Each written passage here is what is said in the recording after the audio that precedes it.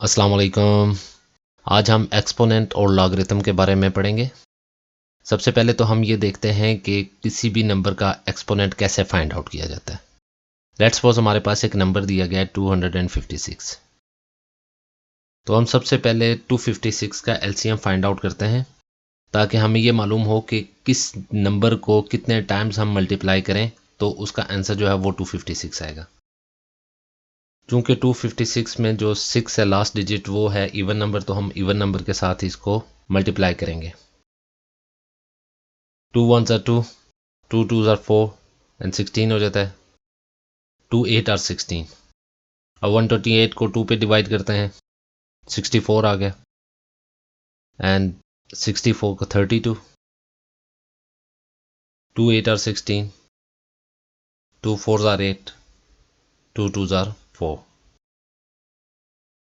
It means कि 2 को 8 times हम मल्टीप्लाई करें तो उसका आंसर 256 आता है।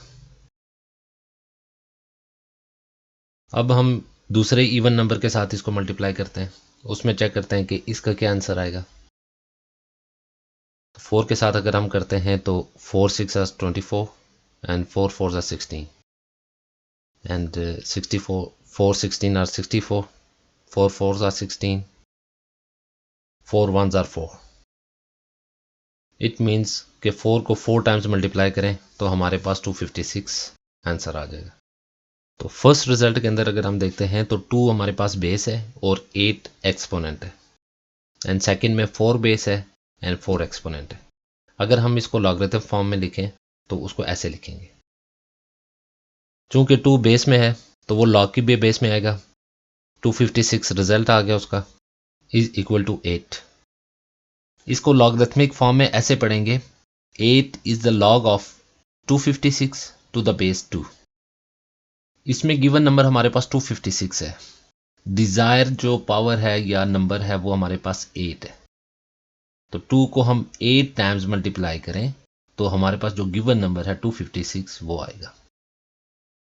इसी तरीके से 4 रेज टू द पावर 4 को हम लॉगरिथमिक फॉर्म में ऐसे लिखेंगे, क्योंकि वहाँ पे 4 बेस के अंदर है तो यहाँ पे लॉग में भी बेस में आएगा। लॉग 4 256 हमारे पास गिवन नंबर है इज इक्वल टू 4। इसको भी ऐसे पढ़ेंगे, 4 is the log of 256 to the base 4। यहाँ पे आप एक चीज़ नोट करें कि एक्सपोनेंट के अंदर जो बेस में है वो लॉग की बेस में आएगा, जो गिवन नंबर है वो लॉग के साथ लिखा जाएगा, और जो पावर में है, ठीक है, वो हमारे पास एक गिवन रिजल्ट आ गया। जिसका मतलब ये है कि बेस को इतने टाइम्स मल्टीप्लाई किया जाए तो आपके पास गिवन नंबर आ जाएगा। नेक्स्ट नंबर है हमारे पास 625। इसको हम देख लेते हैं कि एक्सपोनेंट फॉर्म में कैसे लिखेंगे। तो सबसे पहले हम देखते हैं कि 625 का जो लास्ट डिजिट है वो है ऑड नंबर। तो एलसीएम फाइंड आउट करने के लिए हम ऑड नंबर्स को देखेंगे।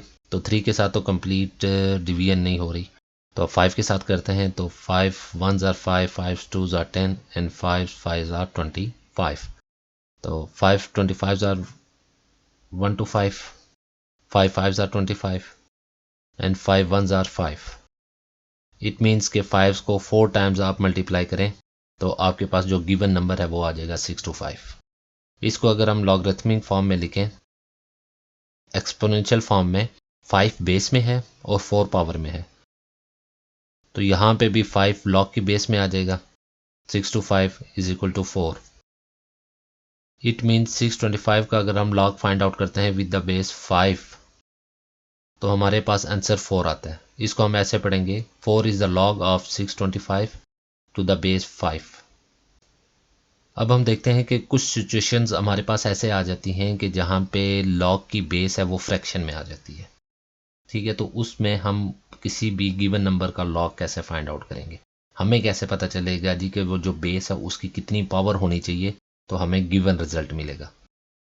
इसमें लॉग की जो बेस है वो फ्रैक्शन में आ गई है, तो हम ये फाइंड आउट करेंगे कि इस बेस को कितने टाइम्स हम मल्टीप्लाई करें तो हमारे पास जो गिवन रिजल्ट है वो 243 है।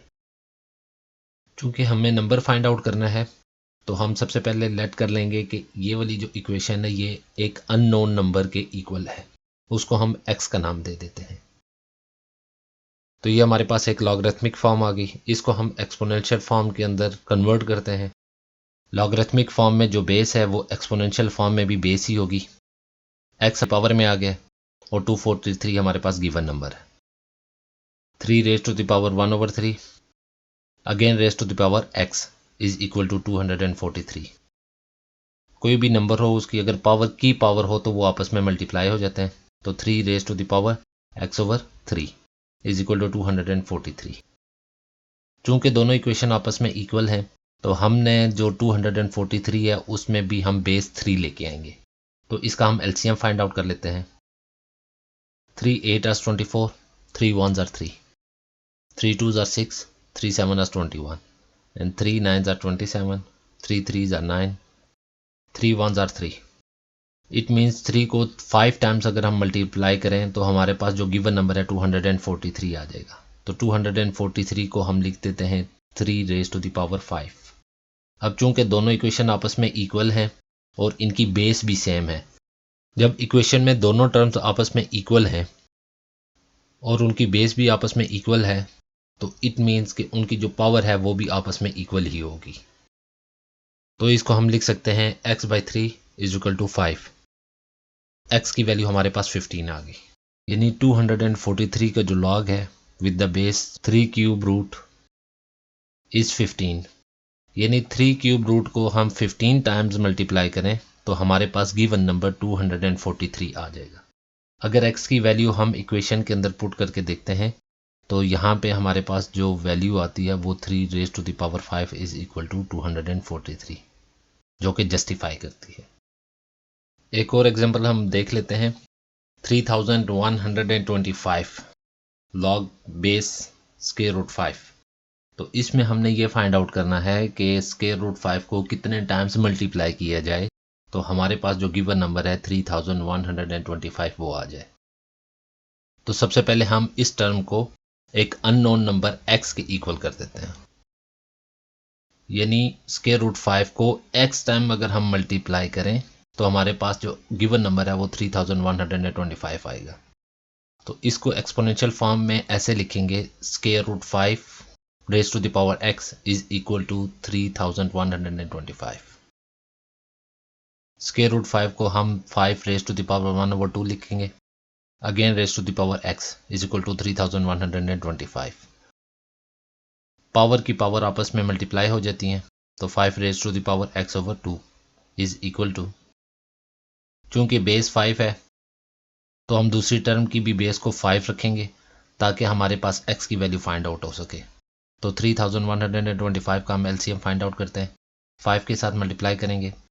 5 6 are 30, 5 2s are 10, 5 5s are 25, 5 1 are 5, 5 2s are 10, 5 5s are 25, 5 25s are 1 to 5, 5 5s are 25, 5 1s are 5।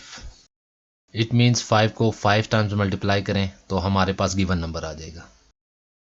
चूंकि दोनों टर्म्स आपस में इक्वल हैं और इनकी बेस भी आपस में सेम है तो डेफिनेटली इनकी पावर भी आपस में इक्वल ही होगी। तो x/2 इज इक्वल टू 5। तो x की वैल्यू हमारे पास 10 आ गई। सो 3125 का जो लॉग है with the base square root 5 10 आ जाएगा। इट मीन्स के स्क्वायर रूट 5 को 10 टाइम्स आप मल्टीप्लाई करें तो हमारे पास गिवन नंबर आ जाएगा। इक्वेशन के अंदर हम x की वैल्यू पुट करके देखते हैं तो 5 raise to the power 1/2 again raise to the power 10 is equal to 3125। Power की पावर है मल्टीप्लाई हो रही है तो 5 raise to the power 5 is equal to 3125। It means 5 को 5 टाइम्स मल्टीप्लाई करें तो हमारे पास 3125 आएगा जो कि इस चीज़ को जस्टिफाई करता है।